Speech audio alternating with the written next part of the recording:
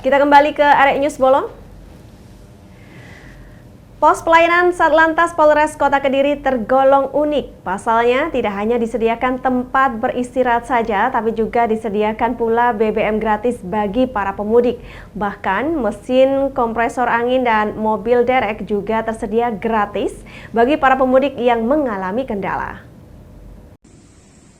Inilah pos pelayanan Lebaran milik Polres Kediri Kota yang tergolong unik. Karena di pos pelayanan tersebut juga disediakan BBM gratis bagi para pemudik yang kehabisan BBM.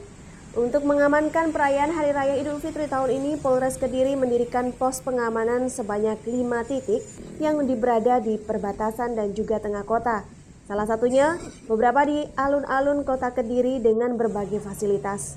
Pos pelayanan dan pos pengamanan selain bertujuan melancarkan arus lalu lintas, juga bagi para pemudik bisa memanfaatkan pos tersebut untuk beristirahat. Dan pos pelayanan juga menyediakan vaksinasi COVID gratis baik dosis 1, 2, serta booster 1 dan 2. Perayaan Lebaran yang pertama pasca pandemi yang jelas animo masyarakat pasti sangat luar biasa.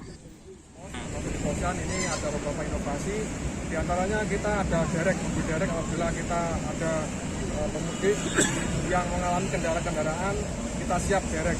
Kemudian kita juga menyiapkan untuk inovasi yaitu Besti Mudik, yaitu bensin gratis untuk para pemudik.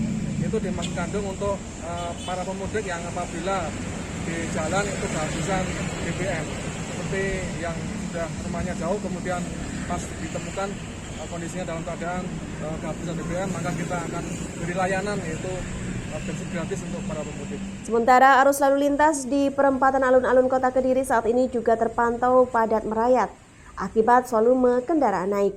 Perempatan alun-alun Kota Kediri ini merupakan akses ke Kabupaten Tulungagung dan Blitar.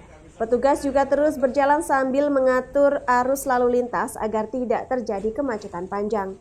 Dari Kediri, Setiawan, Arek TV melaporkan.